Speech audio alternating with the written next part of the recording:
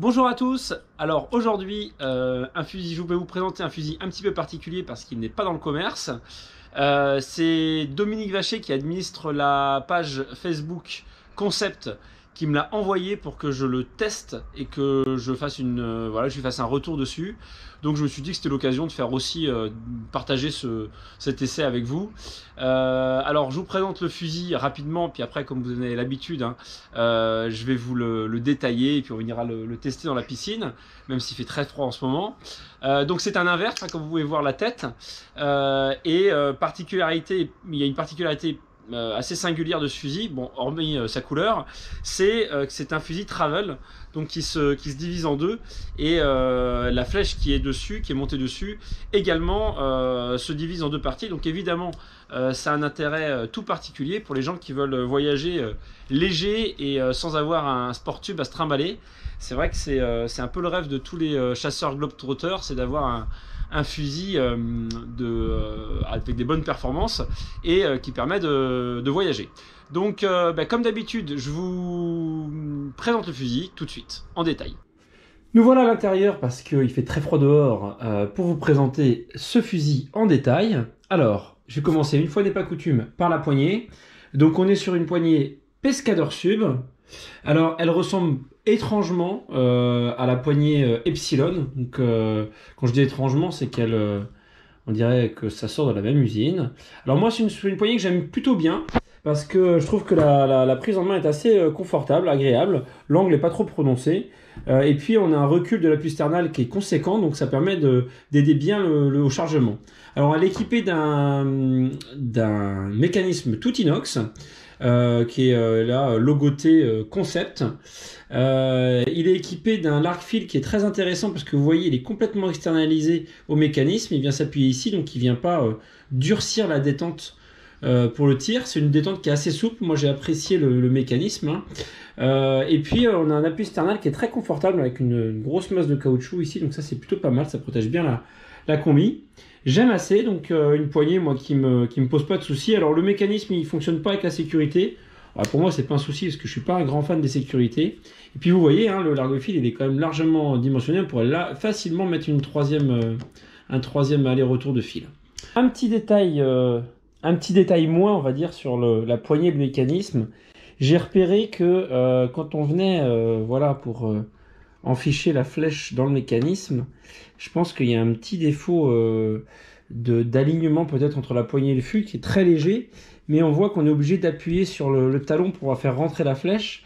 Alors ça, à voir aux essais tout à l'heure, mais ça peut des fois avoir un effet assez néfaste parce que on se retrouve avec une flèche qui bombe un petit peu et au moment où ça sort, vous allez voir, voilà, la flèche elle retombe, donc au moment du tir ça peut amener de l'oscillation dans la flèche. Voilà, donc ça sera peut-être un petit point parmi des points qui seront peut-être à revoir sur le fusil. Il y a un petit quelque chose à faire ici. Voilà. Alors je continue avec le fût.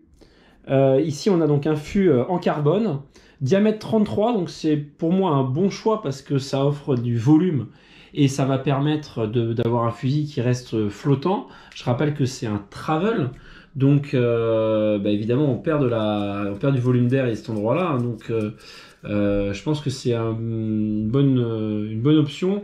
On va voir ça dans l'eau, si c'est suffisant d'avoir un diamètre 33 pour être bien équilibré.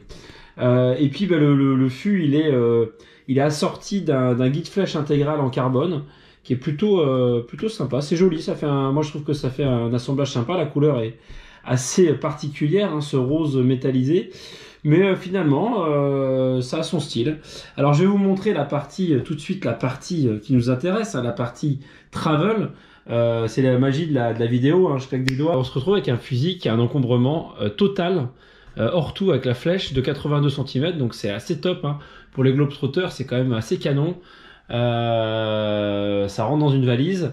Alors moi ce qui m'a bluffé c'est vraiment le fait qu'il n'y a pas du tout de jeu entre la partie mâle et la partie femelle, donc je pense que ça altère en rien les caractéristiques du fût, ça reste très rigide, pas de jeu, donc ça c'est vraiment top.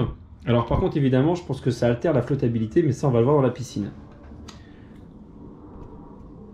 Je continue la présentation du fusil avec le fusil en taille normale. Avec la flèche, donc là, bon, bah, pas grand chose de particulier, on est sur un simple ardillon sans cône de pénétration, donc c'est vrai que moi j'aurais apprécié, j'aurais mis l'ardillon en dessous et puis un cône de pénétration. Là on est sur on voit que on est sur de homemade, hein, sur le matage de l'axe. Bon, pas grand chose à dire là-dessus. On est sur une 7 mm. La particularité, c'est le fait qu'elle se sépare en deux. Alors là, j'ai utilisé un jeu en nylon pour faire la jonction. On aurait pu utiliser du Dynéma, je pense que ça aurait été mieux adapté, plus souple. Mais je vous montre comment ça fonctionne sur la séparation. C'est assez sympa. Ici, on voit bien la séparation de la flèche en deux parties, hein, donc une partie femelle et une partie mâle.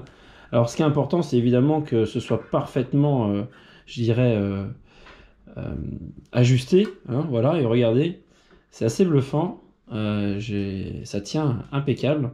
Il n'y a absolument pas besoin de quoi que ce soit. C'est tellement bien ajusté que ça tient impeccable.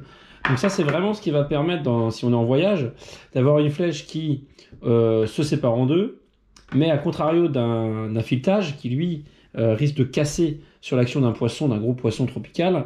Là, eh bien, en fait, la flèche, elle se désolidarise en deux parties, et le poisson, lui, voilà, il casse pas la flèche, et on a notre flèche, idéalement avec une pointe détachable en tête. Alors là, on est sûr de ne pas abîmer la flèche, et donc on peut tirer des beaux poissons tropicaux. Donc vraiment, ouais, un truc sympa. Je crois que c'est Alemany qui faisait ça, qui a commencé à faire ce type de flèche, a priori de ce que j'en sais, mais ouais, là elle est très bien réalisée, en tout cas pour une 7 mm, c'est assez bluffant. Voilà pour la flèche. Alors on a parlé de la poignée, on a parlé du tube, on va parler de la tête. Donc on est sur une tête inverte avec deux roulements céramiques à l'intérieur. Dominique m'a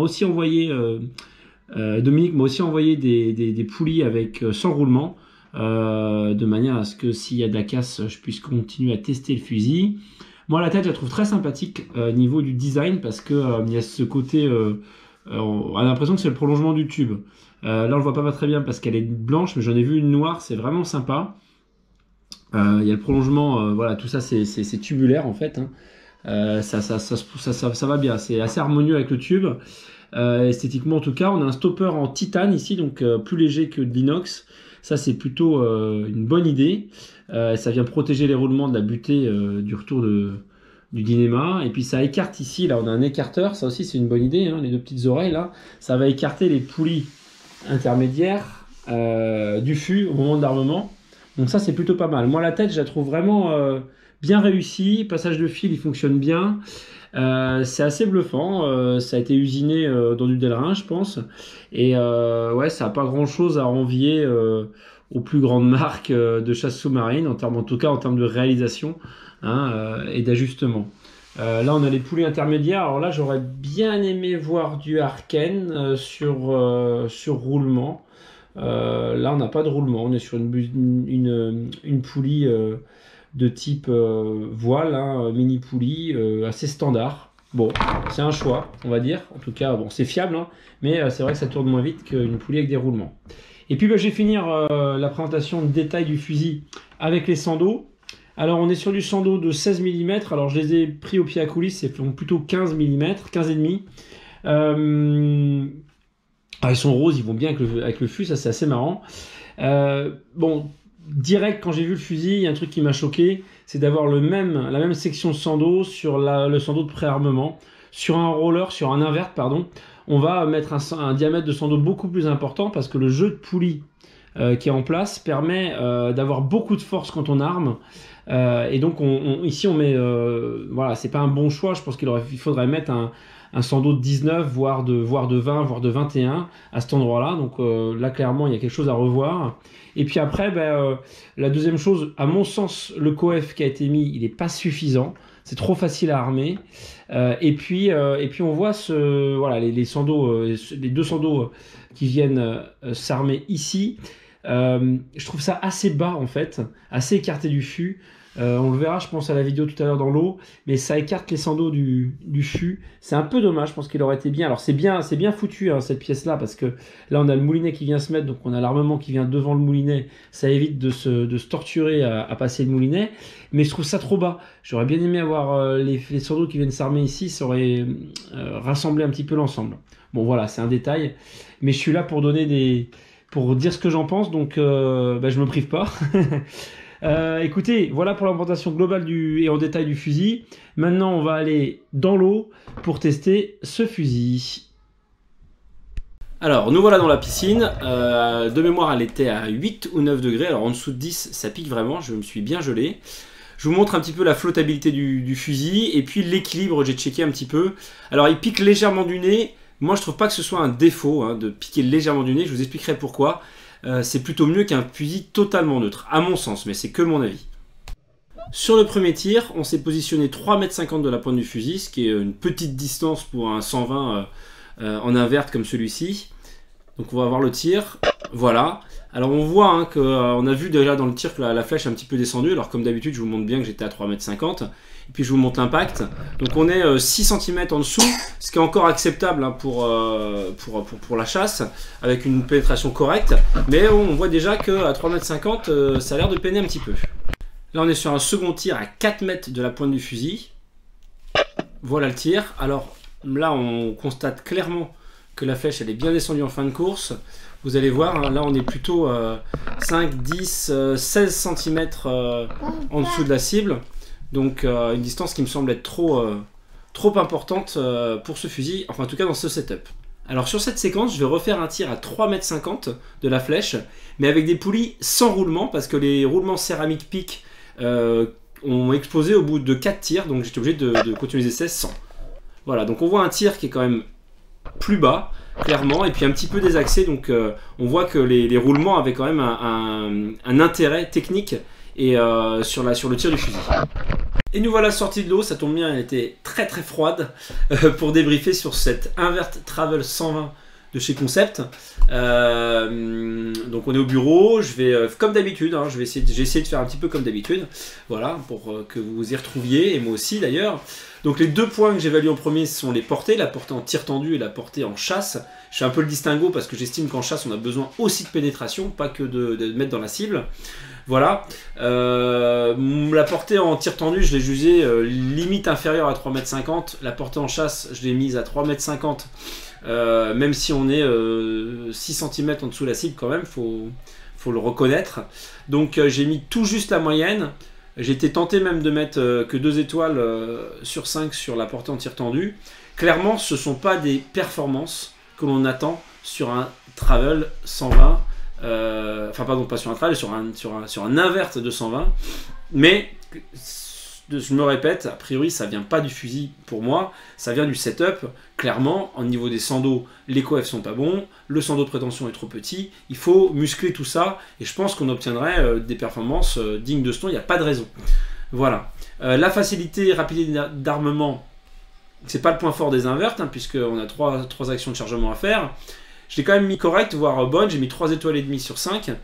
Pourquoi? Parce que là, en l'occurrence, si je juge sévèrement sur la portée, il faut que je sois indulgent sur la facilité et rapidité d'armement, puisqu'on a des sandos qui sont très faciles à armer pour le coup. Voilà. La précision, la visée. Alors là, j'ai mis correct, mais bon, clairement, la visée, elle est excellente, parce qu'on a le fusil qui est complètement dégagé, c'est le propre des invertes. On n'a rien sur le dessus du fusil, c'est canon, ça donne une super visée. Pour la précision, bah, quand on a les roulements, ça va, vous avez dû voir sur la vidéo, on est bien dans l'axe. Quand on n'a plus les roulements, c'est une autre histoire. Donc voilà, attention, avec les roulements, oui, sans les roulements, c'est autre chose. Donc moi j'ai mis 3 étoiles et demie sur 5 sur ce point-là. L'équilibre, je l'ai jugé bon avec 3 étoiles et demie sur 5. Alors, il pique un peu du nez ce fusil, mais d'abord c'est un exploit, parce que c'est un travel, donc au milieu du fût, on a quand même une partie où il n'y a pas d'air. Donc ça, c'est vraiment pas mal. Le choix, à mon avis, du diamètre 33 est très bon. Je trouve ça plutôt bien qu'il pique un peu du nez. Alors ça peut en surprendre certains, mais le fait d'avoir un léger... faut pas que ce soit lourd en tête, mais que ça pique un petit peu du nez, ça permet d'avoir une légère tension dans le poignet au moment du tir, et ça évite d'avoir un fusil qui est flottant, et donc de tirer voilà, de manière un peu plus hasardeuse. Donc pour le tir, c'est plutôt favorable. Moi, du coup, je trouve bon l'équilibre. Pas trop de... ça me pose pas de problème. La maniabilité, je la trouve très bonne. Sur les invertes en fusil tubulaire, c'est génial parce qu'on a presque rien sur le fût. Les sandos sont ramenés. D'ailleurs là, ils sont un petit peu loin de la tête. Ça donne aussi une très bonne maniabilité. Mais c'est vrai que si on revoit le setup, les Sando vont monter un peu sur la tête, donc on aura peut-être moins de maniabilité. En tout cas, dans l'état dans lequel il est, dans le setup qu'il a une très bonne maniabilité, c'est clair, même si on a le fût de 33. Donc là, j'ai mis 4 étoiles et demie sur 5. On a au bout du fusil, on a une partie comme ça, on a que du tube, quoi. On n'a pas de Sando, donc évidemment, ça se manie très bien. Le look, moi, il me fait marrer, je trouve ça très sympa. Un fusil rose, c'est original, fallait y penser. Les Sando sont assortis, le Dynéma est assorti. Voilà, même la poignée avec le grip est limite assorti. Les violets, c'est pas rose, mais c'est quand même assez sympa. Voilà, donc j'ai mis 4 étoiles sur 5, je trouve ça rigolo. En tout cas, c'est pas neutre, et ça, je trouve ça cool. Les qualités, la finition, j'ai mis bonne, j'ai mis 3 étoiles et demie sur 5. Alors, clairement, là, il y a des choses à dire. La qualité des matériaux est bonne. Le rail en carbone, le fût carbone, la tête, honnêtement, on dirait une tête d'une grande marque. Elle est vraiment très bien réalisée, bravo. Par contre, effectivement, il y a des choses à revoir quand même. Les roulements, on voit bien que ça ne marche pas aujourd'hui, puisqu'au bout de 4 tirs, ils étaient HS. Donc, il faut changer, il faut partir sur autre chose. Peut-être les grossir. Et puis le mécanisme sur la poignée. Alors j'ai eu Dominique de chez Concept qui m'a dit qu'a priori sur les nouvelles poignées, il avait réglé le problème, ou sur les nouveaux mécanismes, je sais pas ce qu'il est. Non, c'est les nouveaux mécanismes, pardon. Mais en tout cas sur celui que j'ai, il y a un petit défaut qui peut poser problème, parce que évidemment quand ta flèche sort, ça peut lui faire sauter l'arrière, et c'est pas très bon pour la précision. Voilà, j'ai rajouté, parce que j'ai pas de prix moi sur ce fusil, il n'est pas en vente. Donc j'ai manqué un élément d'évaluation. Puis il y a surtout un truc dont j'ai pas parlé dans l'évaluation, c'est l'encombrement. C'est quand même le point fort de ce fusil. On est quand même sur un fusil qui se divise en deux. Moi je trouve ça hallucinant qu'il n'y ait pas des marques existantes qui n'aient pas pensé à faire ça. Je trouve ça juste génial. Donc là-dessus j'ai mis 5 étoiles sur 5. Allez bim. Voilà, ça compense un peu les notes sur la portée. C'est vraiment canon pour des globetrotters d'avoir ce type de fusil. Voilà, donc en conclusion, c'est un fusil qui obtient la note de 3 étoiles et demie sur 5. Clairement, ça pêche sérieusement sur le setup. Je pense qu'il aurait une bien meilleure note avec un setup plus musclé. Donc on aime évidemment l'encombrement pour le voyage, c'est canon. La qualité des matériaux, même s'il y a des choses à revoir. Et puis la tête, qui est, voilà, on a une tête fabriquée, enfin conçue en France en tout cas. Là pour celle-ci, je pense que c'est le cas aussi, de la fabrication en France. Et en plus, voilà, on a des gens qui développent des produits. Moi, je trouve ça très cool. À revoir, clairement, le setup. Ouais, c'est 3 fois que je le dis, ou 4 fois, mais ça va pas du tout. Et puis l'ajustement du mécanisme et évidemment les roulements. Voilà pour la revue de l'Invert Travel 120. Voilà pour la présentation de cette Invert Travel 120, donc on va dire de chez Concept. Hein. J'espère que la vidéo vous a plu. Clairement, un produit dont les réalisations, les assemblages n'ont pas grand chose à envier aux principaux fabricants. Maintenant, clairement, il y a de la mise au point à faire, parce que à mon sens, les performances qu'on attend sur ce type de fusil sont clairement au-dessus de ce que j'ai pu tester en piscine. Il y a des choses à revoir sur le setup, mais ça c'est bien normal. Quand on conçoit des choses, derrière il faut les mettre au point. Et ça c'est un petit peu mon truc d'ailleurs. Donc écoutez, peut-être qu'un jour je vous le représenterai avec des performances qui vont avec le niveau de réalisation de ce fusil. En attendant, je vous remercie, j'espère que la vidéo vous a plu, je vous remercie de me suivre, et puis je vous dis à très bientôt.